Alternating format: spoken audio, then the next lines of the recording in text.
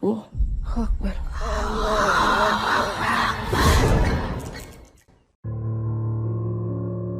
Assalamualaikum warahmatullahi wabarakatuh. Selamat datang kembali di channel cerita horor Bendy Story.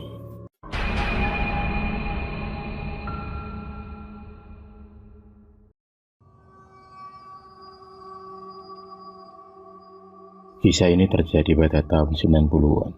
Kisah tentang seseorang yang memuja mengambil pesugihan Dewi Ular. Sebut saja namaku Yogi. Dahulu kakekku pernah bercerita tentang salah satu warga di desanya yang menjadi pemuja pesugihan Dewi Ular. Kakekku mengatakan kalau orang tersebut adalah orang yang paling kaya raya di desanya. Sebut saja namanya Pak Parman. Dahulunya Pak Parman adalah seorang warga biasa yang serba kekurangan dalam kehidupannya. Pekerjaannya yang hanya sebagai buruh serabutan membuat penghasilannya minim dan serba kekurangan. Saat itu Pak Parman baru memiliki satu orang anak yang berumur sekitar 12 tahun.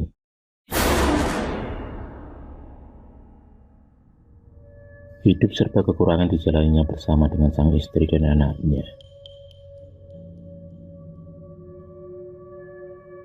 Istri Pak Parman yang bernama Bu Ratmi adalah seorang buruh cuci di rumah para tetangga yang membutuhkan jasanya. Meskipun hidupnya serba kekurangan, tapi Bu Ratmi tak pernah bersedih. Dia tetap tenang dan tetap berusaha untuk anak semata wayangnya itu. Apapun akan dikerjakannya demi memenuhi kebutuhan keluarga dan terutama anaknya.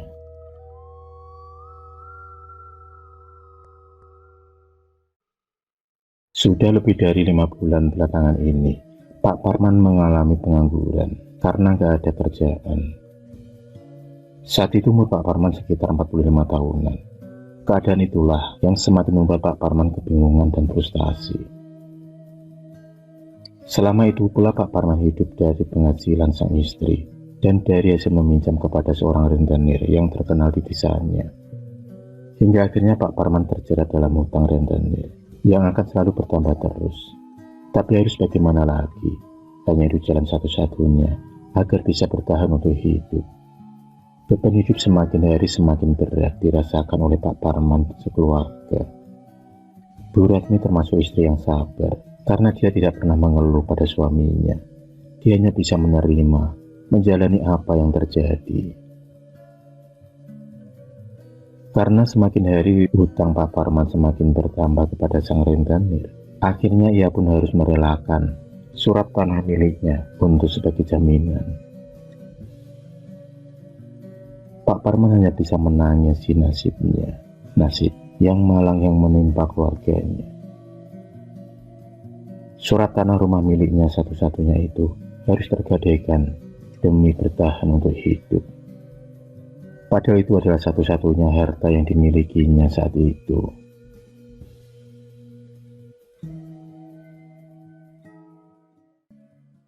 Suatu hari Pak Parman bertemu dengan Santoso, teman semasa kecilnya, di sebuah warung kecil. Saat itu Pak Parman lagi pesan kopi untuk menghilangkan rasa stresnya.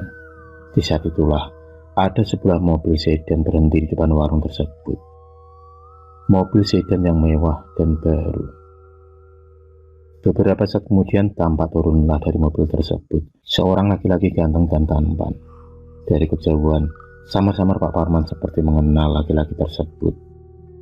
Diingat-ingatlah siapa laki-laki itu. Dan sebentar kemudian, Pak Parman pun mengenali laki-laki itu.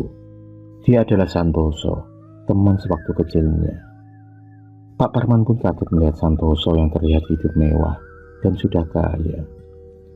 Laki-laki itu pun tiba di dalam warung tersebut. Dia pun kemudian memesan satu bungkus rokok dan kopi. Sesaat kemudian, dia pun sadar ada seorang laki-laki yang sedari tadi memperhatikannya. Santoso sendiri kaget melihat Pak Parman yang tampak kusut. Santoso masih ingat kalau itu adalah Parman, teman sewaktu kecilnya dulu. Santoso pun segera menyapa Pak Parman, teman kecilnya itu.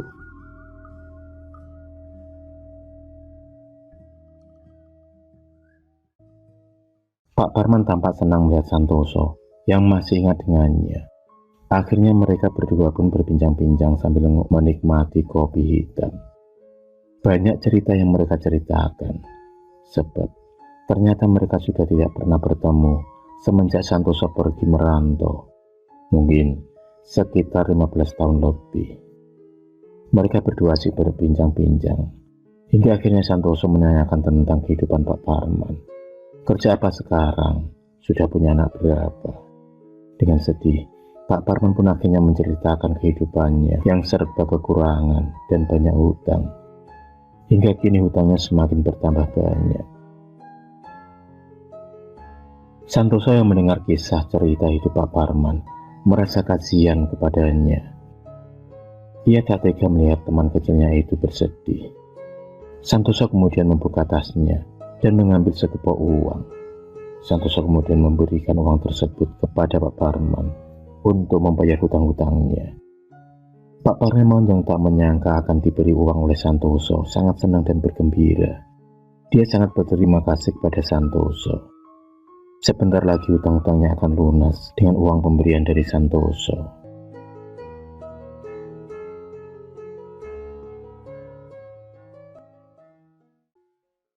Akhirnya Santoso memberikan alamat kepada Pak Parman agar Pak Parman kalau ada waktu mau singgah dan mampir ke rumahnya. Pak Parman sendiri sangat senang dengan sikap baik Santoso. Santoso pun kemudian berpamitan kepada Pak Parman untuk bergegas melanjutkan perjalanannya. Singkat cerita, Pak Parman kembali pulang ke rumahnya. Ia pun meninggalkan warung tersebut naik ojek yang ada di dekat warung tersebut. Tampak raut wajahnya yang gembira dan senang. Ia seperti mendapatkan durian runtuh. Dia tak menyangka akan mendapat uang untuk membayar hutang kepada sang rentenir. Maka sampailah Pak Parman di rumahnya. Ia pun segera masuk ke dalam rumah dan segera ia menceritakan pertemuannya dengan Santoso kepada istrinya. Istri Santoso tampak senang dan gembira mendapati kabar baik dari suaminya itu. Kini, surat tanah yang tergadaikan akan kembali ke rumah. Dan selanjutnya Pak Parman pun pergi ke rumah rentenir tersebut untuk membayar semua hutang-hutangnya.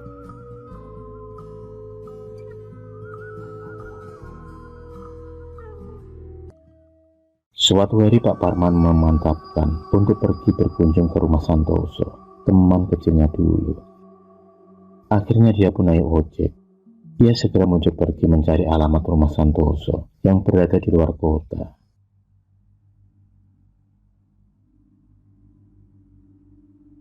Ternyata rumah Santoso tak begitu jauh. Rumahnya berada di kota sebelah. Dengan beberapa kali bertanya kepada orang yang dijumpainya, maka sampailah Pak Parman di rumah Santoso. Tampak rumah yang sangat megah dan begitu besar. Rumah tersebut berlantai 3. Maka bertemulah Pak Parman dengan Santoso. Santoso sendiri sangat senang melihat Pak Parman datang ke rumahnya. Santoso kemudian mengajak masuk Pak Parman dan mereka pun berbincang-bincang di ruang tamu. Terlihat rumah Santoso yang begitu besar dan mewah, penuh barang-barang berharga. Di sela perbincangan mereka berdua, Pak Parman memberanikan diri bertanya kepada Santoso bagaimana ceritanya dia bisa menjadi orang kaya. Santoso dengan santainya menjawab dan menceritakan kisah perjalanannya menjadi orang kaya kepada Pak Parman. Dia pun menceritakan kepada sahabatnya tersebut dari mana kekayaan yang ia dapatkan. Ternyata kekayaan yang dia dapatkan adalah dari pesugihan Dewi Ular. Pesugihan yang pelakunya tersebut menjadi pengikut dan memuja Dewi Ular, sosok siluman ular gaib.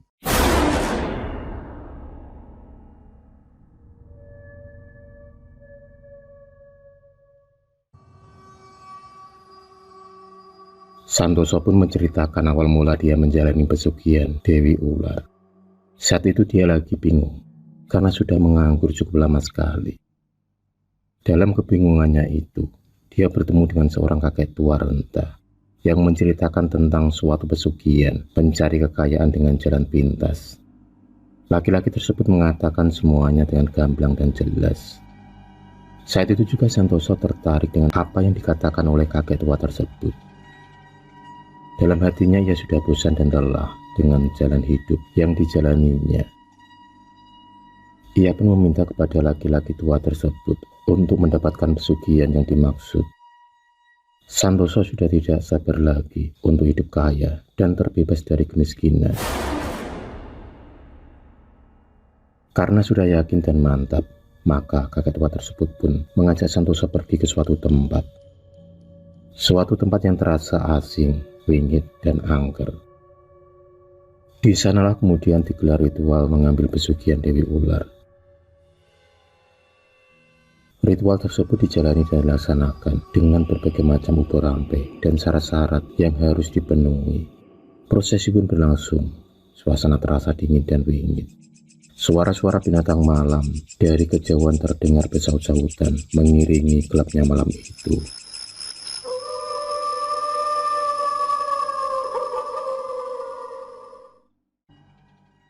Setelah ritual selesai, kakek tua tersebut pun mengatakan kepada Santoso akan syarat-syarat yang harus dijalaninya dan dipenuhinya agar mendapatkan pesugihan tersebut. Beberapa syarat penting juga dikatakan oleh kakek tua tersebut. Santoso dengan sadar mengiyakan semua syarat yang harus disiapkan dan yang harus dijalaninya demi pesugihan tersebut. Suatu malam, saat Santoso tengah tidur di kamar, tiba-tiba ia dikagetkan dengan munculnya seorang wanita cantik, seksi, memakai pakaian ala kerajaan dahulu. Wanita tersebut tiba-tiba ada di dalam kamar Santoso, dan dia pun mengatakan kalau dia adalah Ratu Dewi Ular, sang pemberi pesugihan. Santoso yang menyadari kalau yang datang itu adalah sang Dewi Ular, maka dengan segera ia pun menyambut kedatangan wanita cantik tersebut dengan bertekuk lutut di hadapannya. Santoso pun mengerti apa yang harus ia lakukan dengan kedatangan sang Dewi tersebut. Karena kakek tua tersebut telah mengatakan semuanya kepada Santoso tentang syarat yang harus dia siapkan dan dia jalani demi mendapatkan pesugihan sang Dewi tersebut.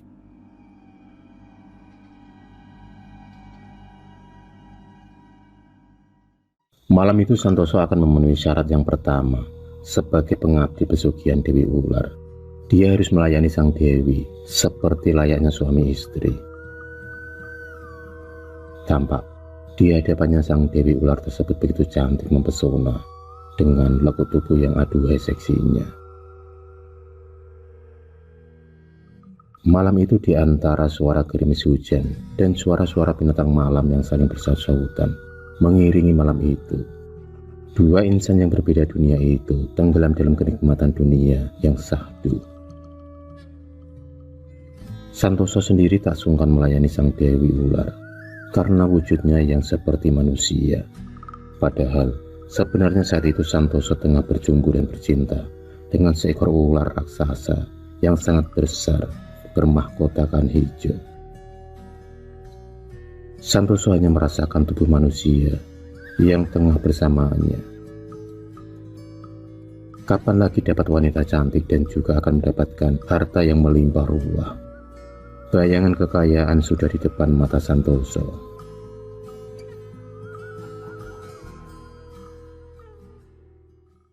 Entah sudah berapa lama Santoso dan sang Dewi Ular bersama hingga menjelang fajar. Santoso pun tertidur pulas dan tak menyadari kalau sang Dewi telah pergi meninggalkan kamarnya. Tampak dia begitu lelah hingga Santoso pun ketiduran pulas dan peluh di sekujur tubuhnya. Sekitar pukul 6 pagi, Santoso pun terbangun dari tidurnya. Matanya masih terasa sebam, berat untuk dibuka. Tubuhnya terasa pegal-pegal yang dirasakan oleh Santoso. Namun, saat kedua matanya terbuka dan sama-sama terlihat emas dan uang berserakan di atas kasurnya, betapa kagetnya Santoso saat itu. Santoso tak menyangka di atas ranjangnya tampak perhiasan dan uang yang bertumpuk melimpah ruah. Hati Santoso pun sangat senang dan gembira. Pagi itu benar-benar pagi yang sangat menggembirakannya. Memang benar kata kakek tua tersebut, Setelah dia melayani sang Dewi Ular, maka uang dan emas yang banyak akan muncul dengan sendirinya.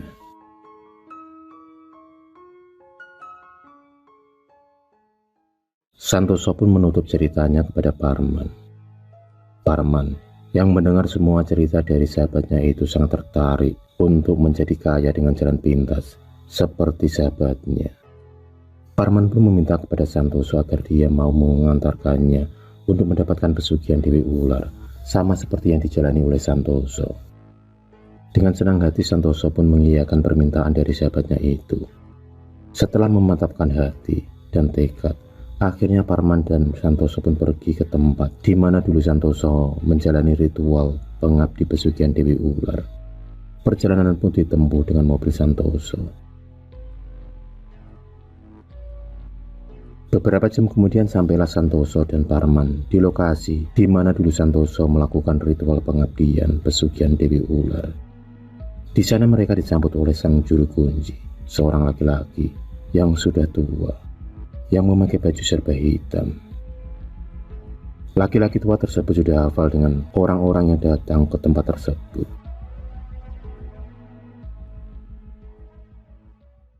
Maka dimulailah ritual untuk mendapatkan pesugihan Dewi Ular. Tampak sang juru kunci membaca mantra, memanggil sang Dewi Ular. Asap kemenyan dan bau dupa yang berterbangan terasa membuat suasana serasa mistis dan beraroma dunia lain. Sang juru kunci masih komat kamit membaca mantra untuk memanggil sang Dewi Ular untuk datang ke tempat tersebut. Beberapa saat kemudian, hembusan angin pun mulai datang, dari mulai pelan hingga angin pun mulai kencang. Suara angin tersebut bertanda bahwa sang Dewi telah datang ke tempat tersebut. Namun, hanya sang juru kuncilah yang dapat melihat sosok sang Dewi Ular tersebut, karena dia adalah gaib. Setelah prosesi ritual selesai, kakek tua sang juru kunci tempat tersebut pun menyampaikan apa yang disampaikan oleh sang Ratu Dewi Ular kepada Parman. Apa yang disampaikan diantaranya adalah syarat dan pantangan yang harus dijaga dan dipenuhi serta dijalankan oleh Parman agar mendapatkan kekayaan dan mengabdi pesugihan Dewi Ular.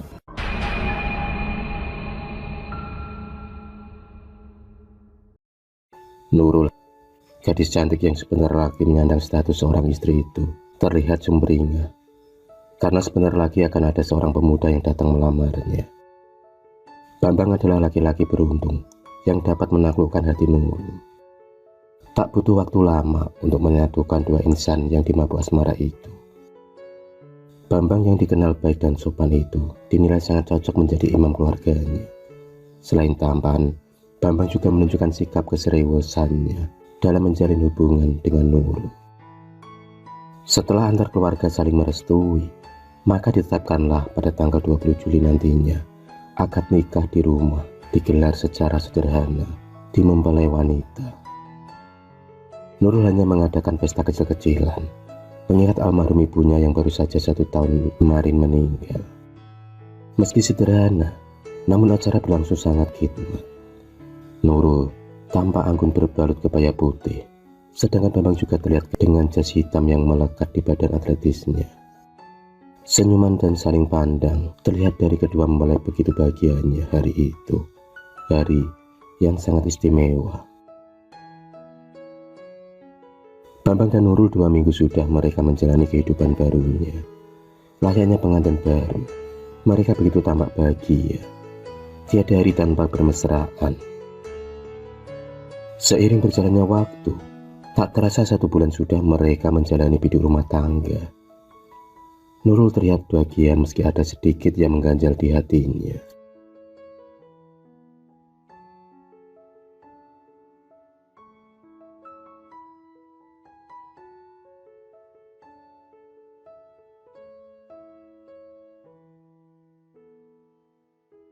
Selama berumah tangga, dan selama itu pula Bambang belum bekerja. Setiap hari yang dihabiskan dengan bermalas-malasan dan malam harinya nongkrong bersama teman-temannya sampai subuh tiba. Untungnya Nurul masih bekerja di toko milik pamannya. Meski tak mencukupi biaya rumah tangga, tapi paling tidak bisa menopang segala kebutuhannya selama ini.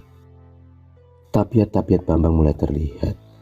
Dia sering mabuk-mabukan dan bertindak kasar kalau berbeda pendapat dengan istrinya. Dalam diam, hati Nurul sering menangis. Rumah tangga yang baru seumur jagung itu ternoda dengan sikap Bambang yang temperamental. Suatu malam, Bambang marah kepada Nurul karena tak ada nasi serta lauk di meja makan. Sedangkan Nurul sendiri asik dengan handphonenya. Dia tak menggubris omongan dari suaminya. Dan hal itu akhirnya memicu kemarahan dari Bambang. Pertengkaran pun tak bisa terelakkan lagi. Sebenarnya Nurul bukan tak mau mematuhi suaminya. Bahkan dia sengaja tak menyediakan makanan lantaran sikap Bambang yang tak mau mencari nafkah. Sedangkan hutang sudah mulai menumpuk di toko pelanggannya.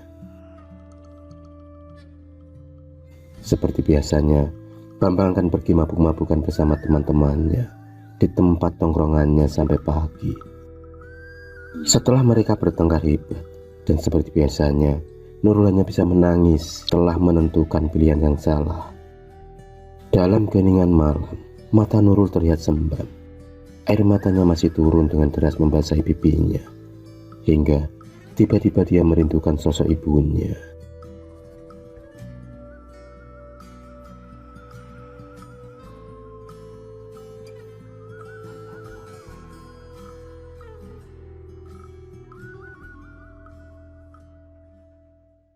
Bu Yati, wanita 53 tahun itu telah meninggalkan Nurul karena penyakit jantungnya. Dipandanginya foto itu dan menciumnya berkali-kali. Nurul mencurahkan segala isi hatinya, hingga tiba-tiba dia melihat ada sebuah kotak kecil yang terletak di samping foto ibunya. Dari situlah Nurul teringat perkataan ibunya yang memberinya warisan berupa cincin. Tapi anehnya cincin itu tak boleh dipakai, apalagi dijual. Dan bila hal itu dilanggar, maka hal buruk akan terjadi pada kehidupan Nurul. Perlahan Nurul pun membuka kotak yang terbuat dari kayu itu. Sinar kemerahan dan kebiruan terpancar menyilaukan mata Nurul. Aroma minyak kasturi menusuk hidung. Nurul pun semakin dibuat penasaran. Ada sesuatu yang menarik dan membuatnya ingin memakai benda kecil tersebut.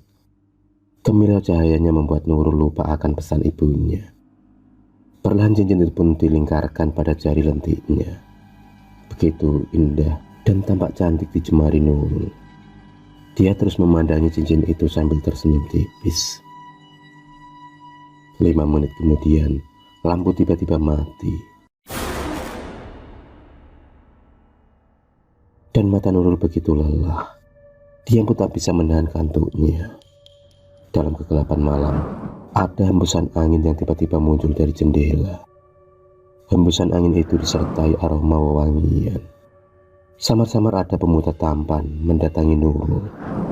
Pemuda itu dengan suara lantangnya memberikan permintaan, di mana Nurul akan diberi sekepok uang asal bisa tidur dengan pemuda tersebut. Entah bius apa yang bisa menghinggapinya.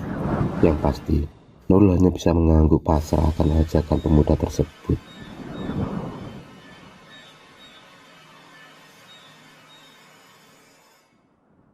Dalam gelapnya malam, Nurul bisa merasakan hewan melata yang merayap di tubuhnya. Nurul seolah menemukan kepuasan dalam bersenggama hingga berjam-jam lamanya. Aktivitas tersebut selesai setelah lantunan azan subuh terdengar dari masjid. Keringat pun bercucuran membasahi tubuhnya. Mimpi atau tidak, yang pasti Nurul merasa ada sesuatu yang membuatnya bahagia. Apalagi di sampingnya ada sekepok uang. Dia pun segera menyimpan uang tersebut agar tak ketahuan dari suaminya. Setelah selesai mandi, Bambang terdengar menggedor-gedor pintu. Tubuhnya sempoyongan. Tak karuan bau minuman beralkohol. Nurul sendiri mulai jengah dan muak dengan sikap suaminya itu. Bahkan, kini dia senang dengan Bambang pergi keluar malam. Karena dengan begitu dia dapat bertemu dengan sosok pemuda misterius yang dapat memberikan kekayaan secara instan. Selain tampan, pemuda tersebut juga mampu membuat Nurul mabuk kepayang. Dia tak menghiraukan dari mana asalnya. Yang jelas, kini Nurul mampu membeli apa yang diinginkannya. 5 bulan pun berlalu. Tiba-tiba tubuh Nurul menggigil mual dan tak nafsu makan. Dan setelah diperiksakan, Nurul ternyata sedang berbadan dulu. Tapi anehnya kehamilan Nurul tak seperti kehamilan pada umumnya. Semakin lama, kehamilan Nurul semakin besar. Hingga hari yang ditunggu-tunggu itu pun datang. Nurul mengalami kontraksi hebat.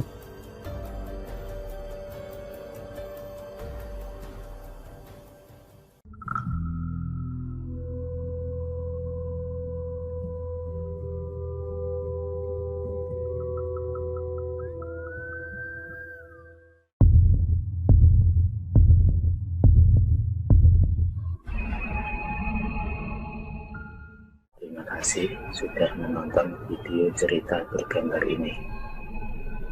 Klik subscribe untuk terus mendapatkan video-video cerita bergambar selanjutnya. Semangat berkarya.